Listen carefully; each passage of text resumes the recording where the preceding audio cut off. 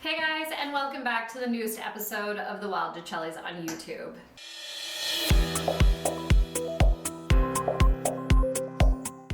Today we are going to be talking about how you transform a digital download into a vintage print. So I'm going to share this with you. I'm going to share the steps through this episode and give you a little bit of a backstory of what we're doing this specific print for today.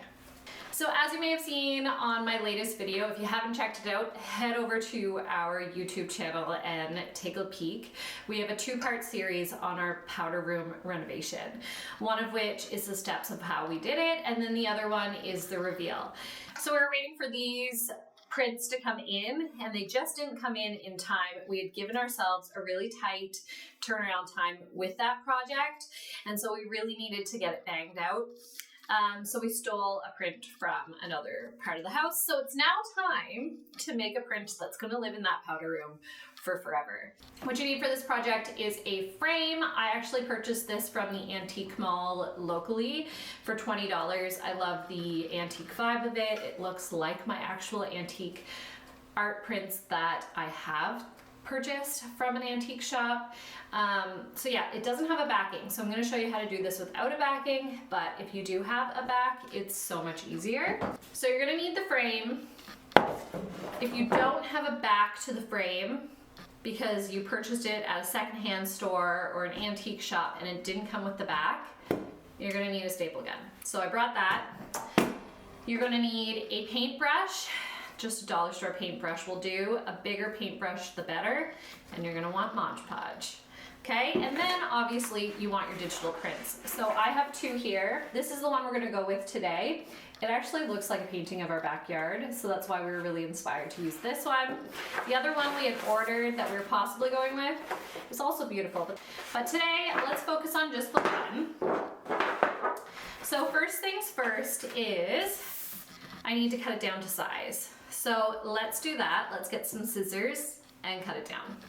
So I find the best way to do this to cut it to size is to get your frame, lay it over top of the print. This frame is a very awkward size, so I actually didn't have the option to print it off perfectly for the frame. So I'm actually going to take a pencil and I'm going to draw on the inside of the frame with the pencil. I'm stealing a pencil from my children because I don't know where any of mine are. Okay, so now we have a light pencil marking around the entire frame.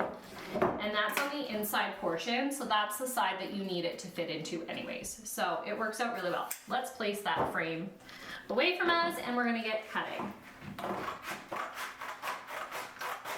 Obviously, it's not the most straight cut.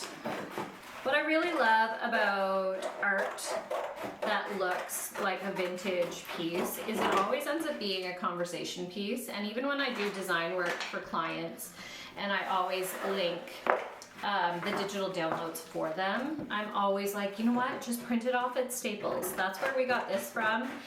The tip with printing it off at Staples is getting it on matte poster paper. So you go in to say you're printing it off as a poster, and then you choose the matte paper, and it ends up looking like a thick artwork all the time. So now it fits perfectly into the frame. Amazing. Next thing that we need to do is take our Mod Podge. This is the key to making it look vintage, is Mod Podge. Of course, mine, I started using this canister at Halloween time. I did fun little ghosts. You can find those on our Instagram page, and it kind of solidified on the lid a little bit. So we're just gonna take our Mod Podge and we're gonna rough paint all over the print. It's okay if it's a little thick. You just want to fully go around in very fast, uneven brush strokes, because this is what's going to make it look like it actually had been painted on this paper.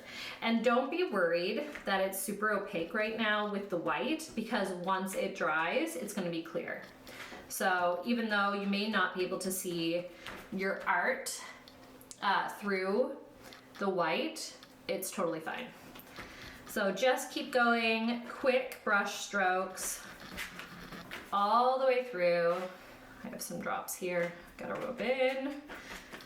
And make sure you coat the entire piece of art. Like, this is such a quick DIY, and it packs such a punch. And like I said, it's a conversation piece. And when people come over and they find out it's a digital download, I know for my friends, they're all like, ooh, give me the link, because they want to be able to do it too, especially because it's such a simple thing for anyone to be able to get in their house, and saves you so many hours and so much cash. So I'm kind of doing like a cross pattern with the Mod Podge. I find that works the best. Because especially when you're doing a fake oil print, which I believe this probably would have been, it's very slapped on. And let it be thick. Let some parts show thicker than others, because those are the parts that once it dries, it is going to be a little bit more raised. So it actually gives that art painting look to it. Okay, perfect. So I think I got everything. As you can see, it is quite saturated.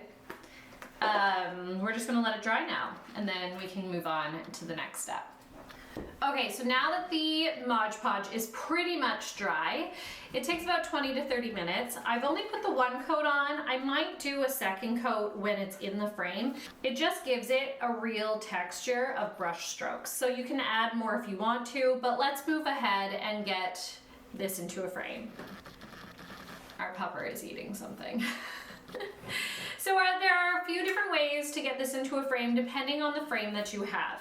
So for us, like I said, we have no back to ours. So I'm gonna do it one way. The other option that you could do is cut a piece of board, styrofoam, whatever you have, into the size to fit the back of whichever frame that you may have if it didn't come with the back. Then you use a spray adhesive to attach the print to that back portion. That is a really easy method I've done in the past. So that's one option that you can do. And then you do the same method I'm about to do with the staple gun, but through the board or the styrofoam into the back of the frame. The other option is if you already have just like a regular frame that you purchased that has the backing, etc., you remove the glass from that frame so that it becomes more of an art print. And then you use the back just as though this is a photo you're putting into the frame.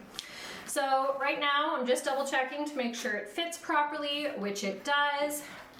Looks good, hey? So I've put the print in the back, and I'm now just going to use the staple gun to attach the print to the frame.